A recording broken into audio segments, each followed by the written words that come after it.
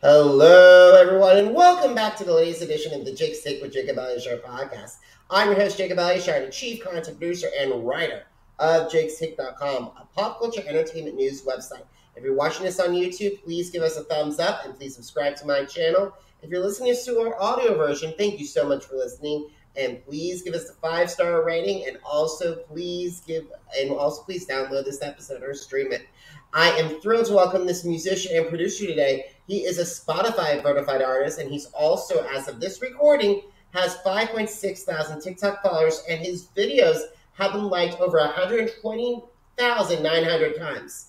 And also, he has over 40,100 Instagram followers. So please help me welcome VeeAlwaysHere to the podcast. Thank you so much for having me. I'm very excited. I'm excited to have you. Thank you so much for taking time out of your schedule to talk with me today. I really appreciate it, V. Of course. The pleasure is all mine. Alrighty, V, let's get started. So when did you get interested in music, and how did that passion evolve into the desire to pursue a career in the recording industry? I've always been kind of interested in music, but I guess the biggest moment of my early music career, if you will, was I was in elementary school, maybe second grade or something like that, and I came home from school, and instead of doing homework, I decided to watch some TV first, and I turned the TV on, and instead of SpongeBob, what I'm assuming I was trying to look for, MTV was on, and back when they used to play music videos back to back nonstop, and I just sat there in awe, just watching. I don't even know how long I spent there. I don't even know how long I was there for. And I remember just really thinking, wow, I want to be just like them. I want to be just like that. I really love the music. I could not, I was born and raised in Russia, speaking Russian. So I couldn't even speak or understand English, but it sounded so cool. And I was like, I want to be just like that one day. And that was the biggest moment for me. And the moment I realized I want to pursue it as a career, it's back in the day, maybe even now a little bit, when you share that with people, they tend to kind of say, oh yeah, it's very difficult, almost impossible, good luck with that, and stuff like that.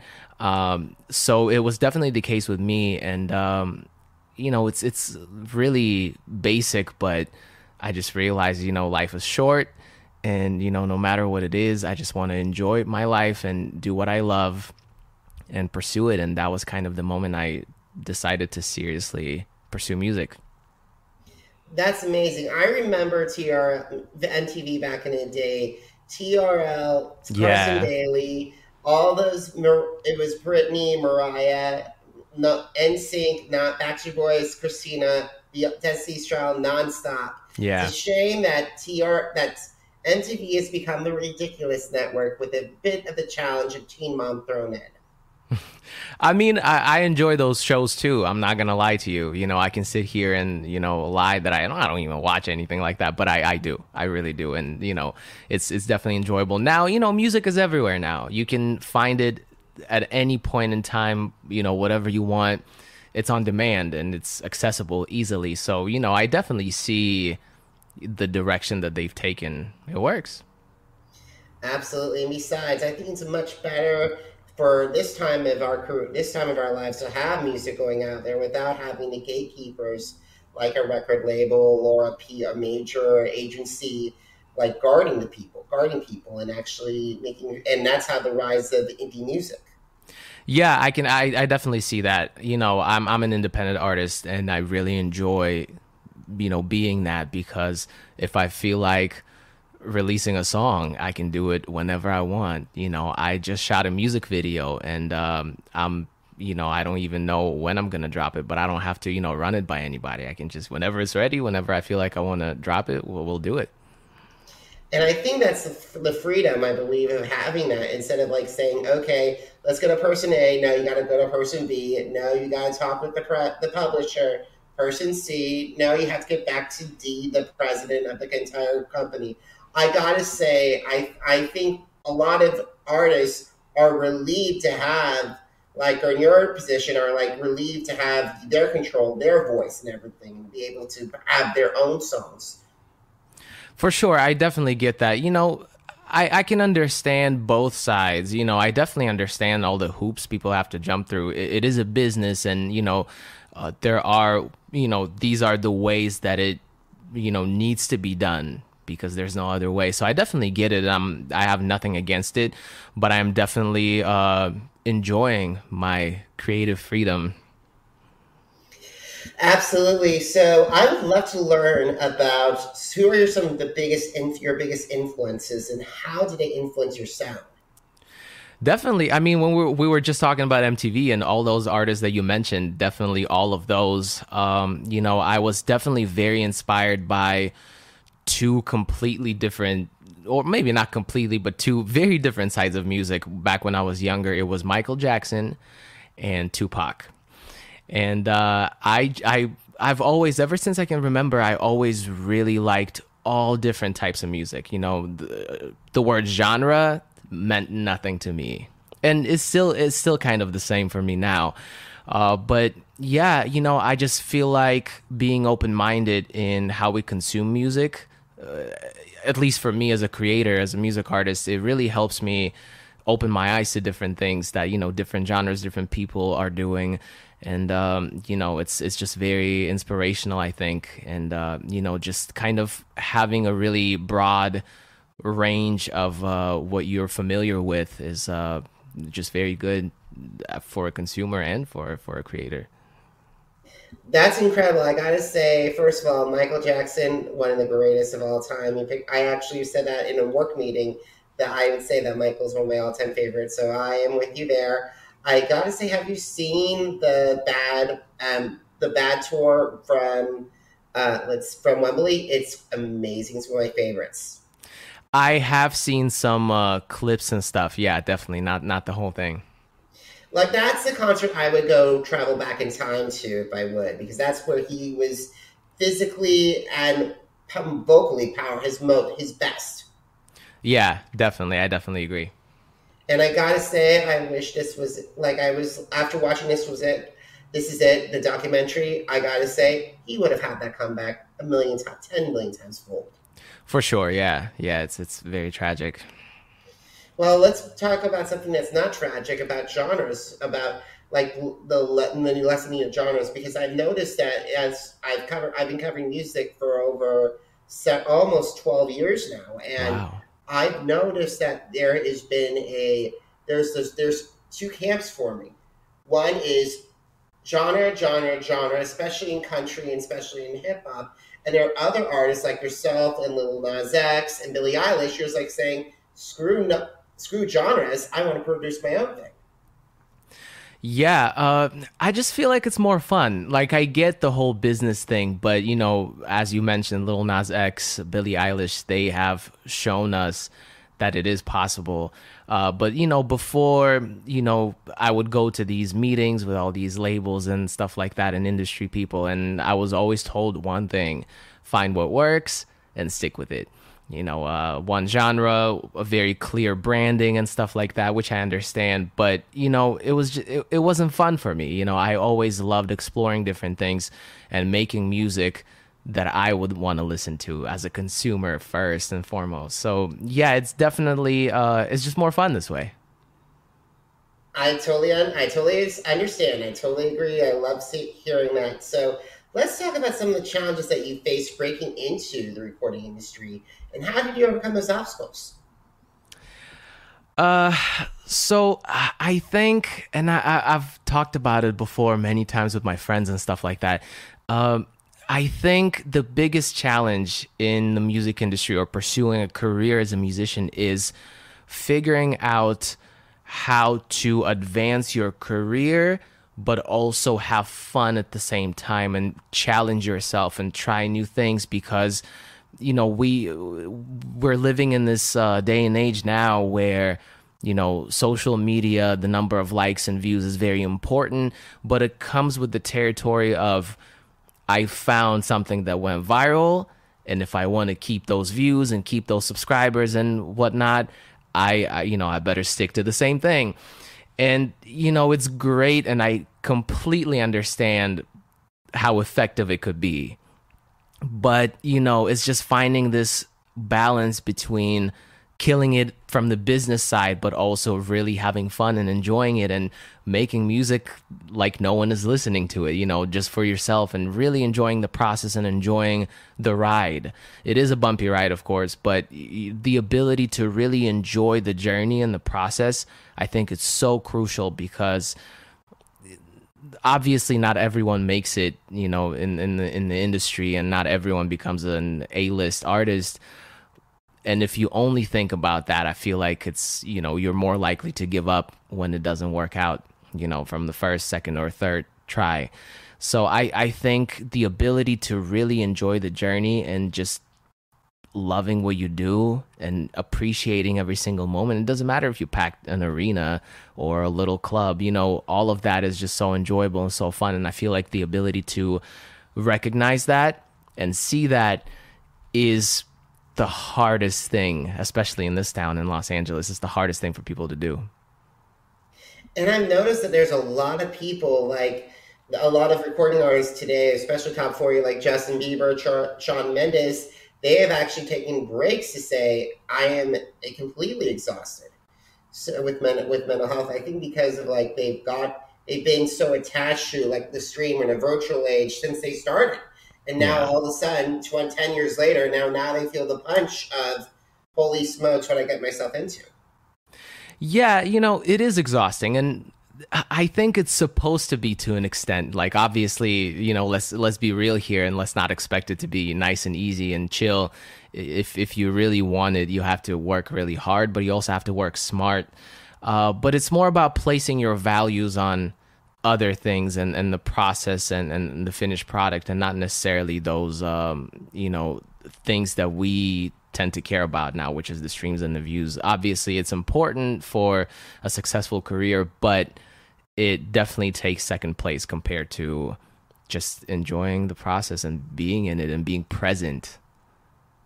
Absolutely. I'm actually been doing this for almost 12 years. Back in, it'll be 2023, it'll be 12 years. But like the thing is, I rather be in it like my mentors, Regis and Barbara Walters, and they will not, I wish I was mentored by them, but they're like my role models. But to like, and they did in the industry for 50 years before they retired. So I want to be the person that has the 50-year journey instead of the crash and like rise for 10 years and then crash and burn. Yeah, longevity is something that we don't talk enough about. You know, if you want to build something that lasts, it takes a while to get there. And, you know, being impatient is definitely not beneficial in this case. You know, you really have to enjoy how to, you know, you really have to learn how to slow down and be present in the moment. And also make sure that you don't focus on and don't ignore your personal life as well, or don't ignore your family or your friends. Of course. I mean, if you don't live a life, where do you get inspiration from? You know, it's very difficult to create something, art, music, content, whatever the case may be, without, you know, having experiences. It's very, very important. 100%. Speaking of, I'm glad you brought up content, because let's talk about Ego playlist. I love the playlist. So how long did it take you and your team to create the EP from inception to release? Ego Playlist 1 was an idea that I had in my head for a while now, and I was waiting for the perfect moment to do it. And we started working on it, like the first song was made in November of last year. And the whole project was fully ready, I believe, by like end of June, early July. That's incredible. So it's I'm impressed that you went hard on it. I put a lot of work into it, definitely, because I really wanted to challenge myself with this one. Every song was a challenge, and I really wanted to do something uncomfortable for me. You know, as an artist, you have two different types of songs you can write. You can write your comfortable, usual song that you would put out without any problems. Like this is what you do, this is what you're known for. It's easy and it's effortless. And then we have our uncomfortable songs, which are the songs that we don't show anybody, songs that we use as training. We try new things, and sometimes it doesn't work, sometimes it does, and you learn something. So this entire project, the point of it was uncomfortable songs for me, on every song doing something that I've never done before, with sounds, genres, subject matter, and all of that. Awesome. I picked out 5 of your songs from Ego that I would love to talk with you about, and the stories behind those songs. Of course, yeah. Alrighty, we're going to start with We Are with your collaboration with Kimono Pat. So how did that song turn about? Yeah, this is probably the funniest story of them all.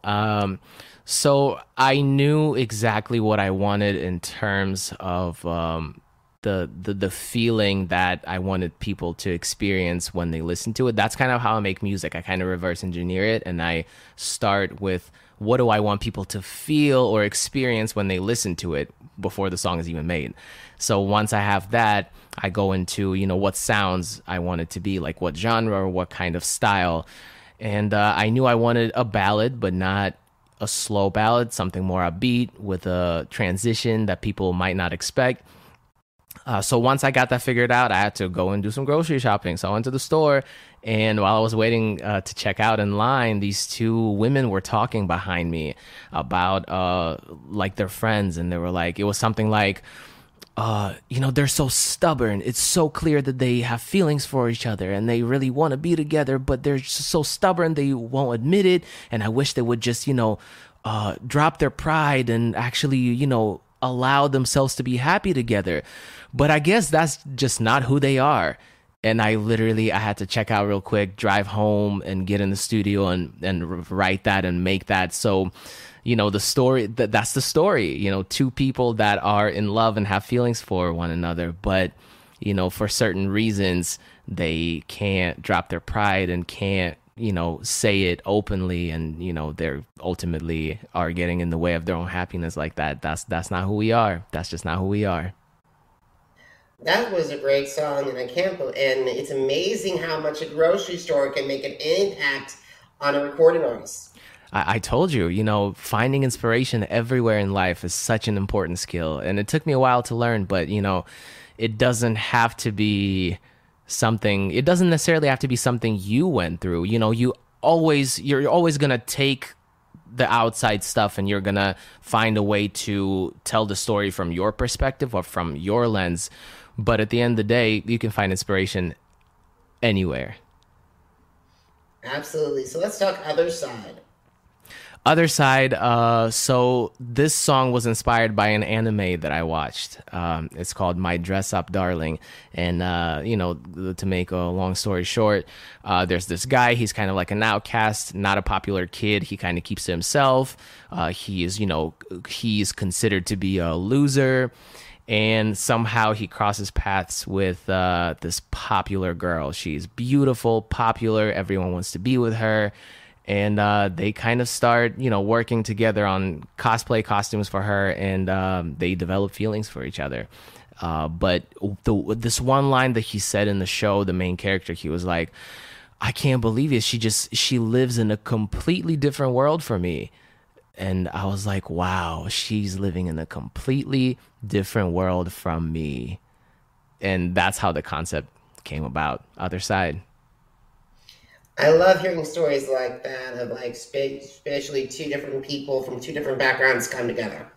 Of course, I'm a hopeless romantic, so I live for stuff like that, and I eat it up. And some people might say it's corny, but I love it, and I would sit there and watch, and I would cry, and I would experience all of those emotions with them.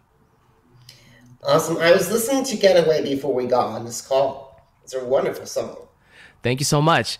Get Away is, oh man, I don't want to put nobody's business out in the open, but a person I know was in a toxic sort of relationship, And it's never black and white. It's always very difficult. When you put them when you put yourself in their shoes, it's always difficult to make that decision and say it to yourself and admit it to yourself. So the song was kind of inspired by a conversation that I had with this friend, and what they said.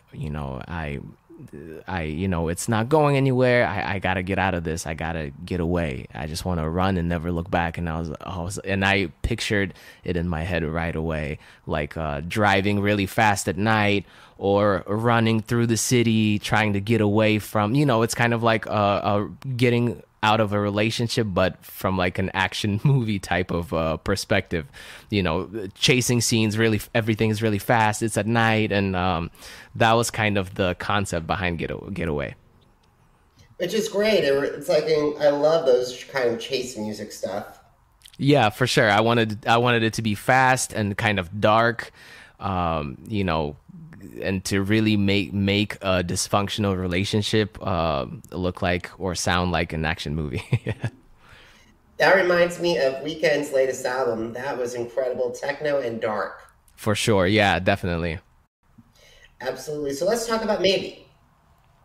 Yes, so Maybe was a little different for me. Maybe started out as a pitch for a different artist, but they didn't take it. So I decided to take it for myself. But I wanted to bring this particular genre back, which is drum and bass. I remember when it was big, and I really enjoyed it. I really, really enjoyed it. It was really fast, and it just kind of goes up and stays there the entire time. So people can dance, have a good time, yeah, that was kind of the idea behind it. Maybe it was a little, forward for the artist that I pitched it to.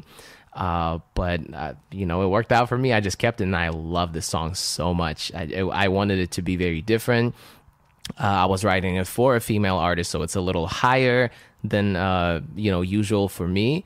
But it worked out. I didn't change anything. That's the original one that I submitted. And sometimes rejection can be good. Look at Sia's This Is Acting. She picked up songs that people rejected, and like Beyonce, Rihanna, Britney, J-Lo, and Shakira, and look what it turned out. It turned out wonderful. And she is amazing. She's amazing. So, definitely. Rejection for me is, it's not a big deal, especially when it comes to like pitching songs. If you don't want it, I'll take it. It's hard for me to give it to you anyway, so... It seems that all is fair in love and war in the record industry. For sure, definitely. I make music that I really enjoy, and it doesn't even matter what the breakdowns or the requests are. I make the music that I like. So, if the artist doesn't like it, well, I like it, so I'll take it. Awesome. So let's talk about the title track and the final track we're going to be talking about, which was Ego with Ian 360. Yes, so this was the last song that I made for this project, even in just the order of how they were made. And for this one, I wanted it to be really frustrating. Like I wanted people who experience this to relate to it, the feeling of frustration in love and relationships. And I don't know if you noticed, but the main line of the chorus in Ego and We Are is exactly the same. I don't know what you want.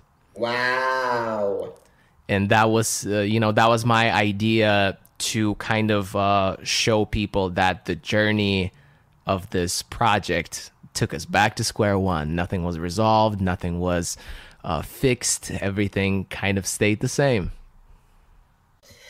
And first of all, I did not notice that. Thank you for pointing that out. But I got to say that was a brilliant idea.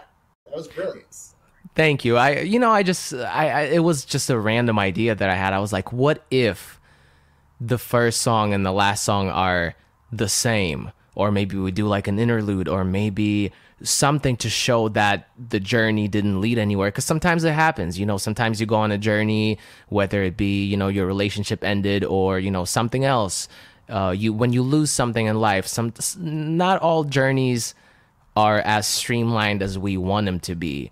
And sometimes it takes longer. Maybe by playlist 3, there will be some kind of resolution. But, I really wanted to show that it's okay to not see fast growth or fast results just in life in general. Sometimes it takes a little longer. Sometimes you go through all of these things and you don't learn anything, or maybe you learn a little bit, but not as much as you definitely expected. So that was the idea behind it. And not to mention Sidetraction, because as of this recording, Rihanna dropped her first solo single in 6 years. Lift Me Up. Yeah. It took a long time. 6 years is a long time to not drop music.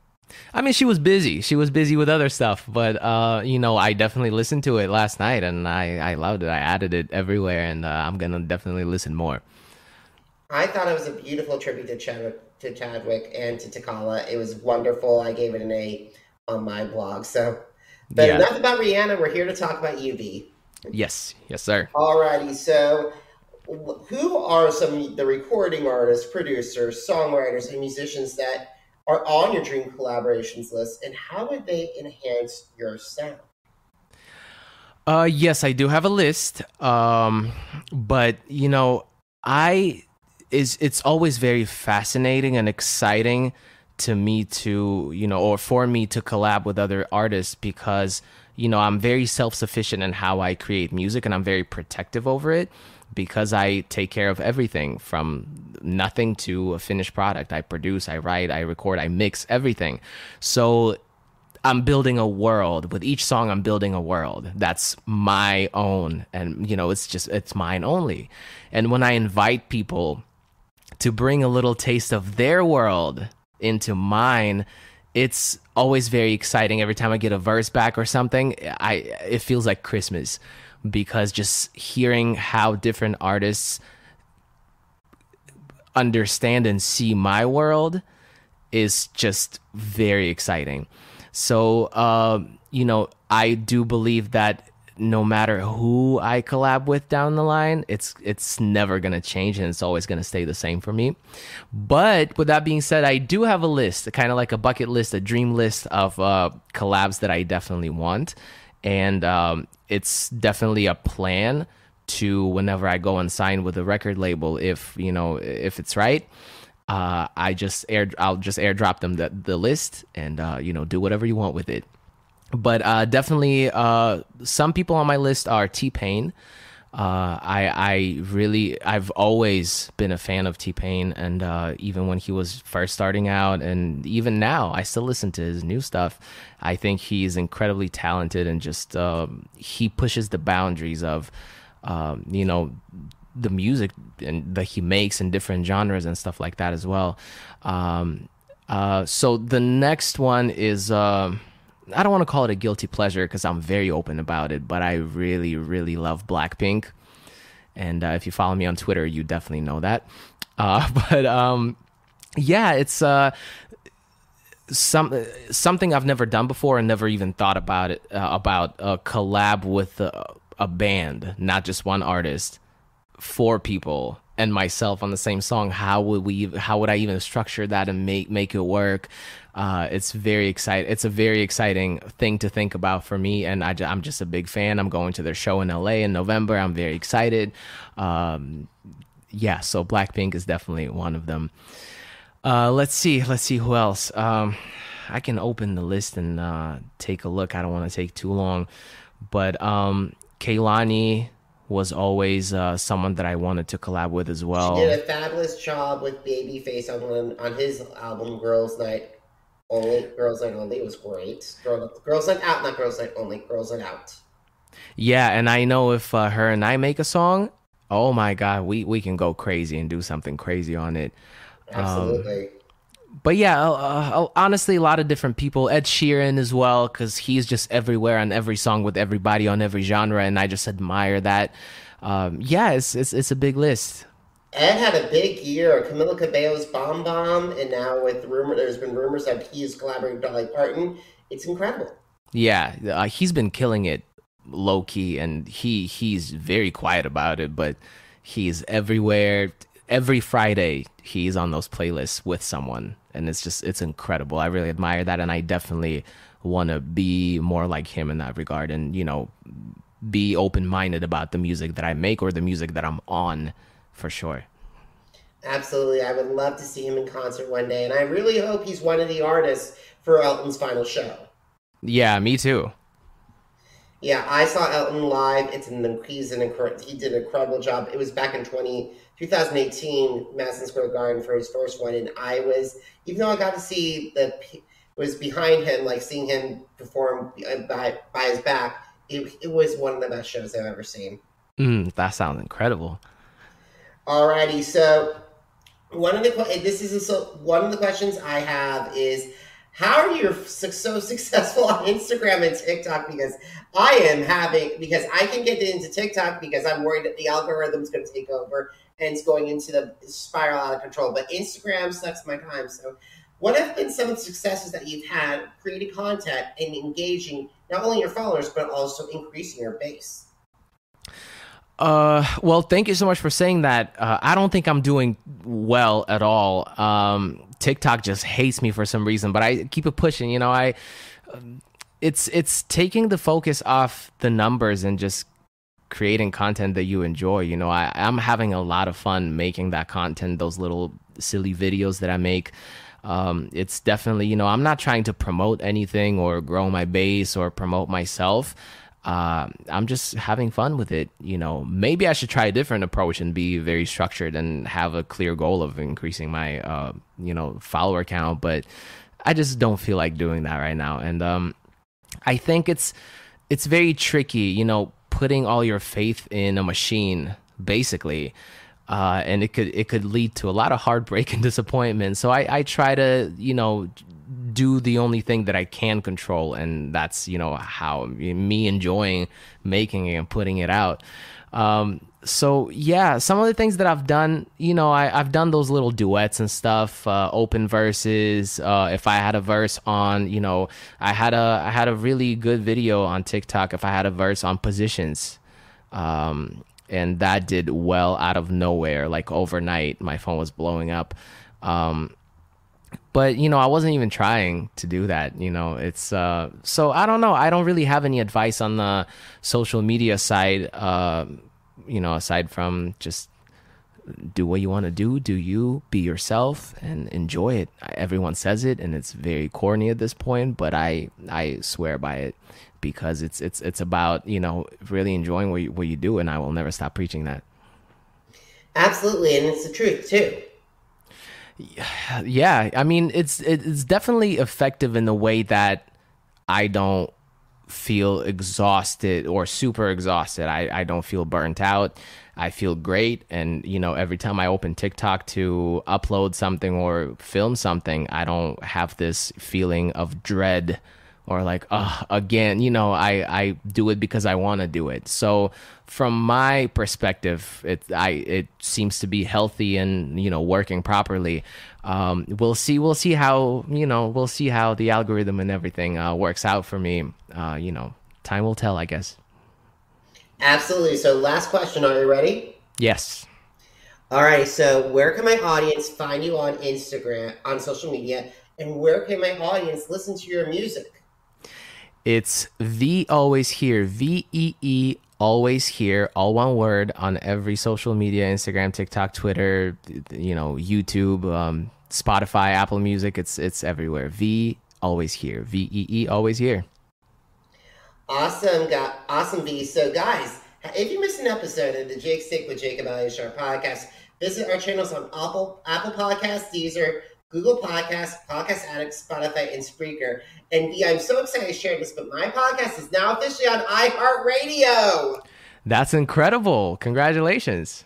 Thank you so much. I really appreciate it. It's been a huge goal of mine to get there, so I feel very blessed and happy that I got that there. So, guys, are you on social media? Because I'm on social media too. Facebook, Instagram, Twitter, and YouTube. Jacob Elyachar, JACOB ELYACHAR.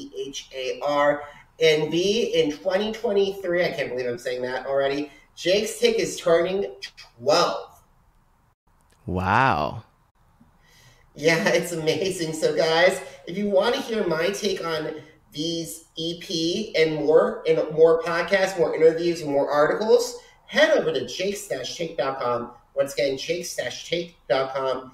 V, it was a pleasure to meet you. Thank you so much for taking time in your schedule to talk with me today. I really appreciate it. Thanks for having me. The pleasure's all mine, as I said. You're so welcome. And guys, thank you so much for taking time in your schedules to watching this, to listening to this. And until next time, have a great one, everybody. Goodbye. Bye.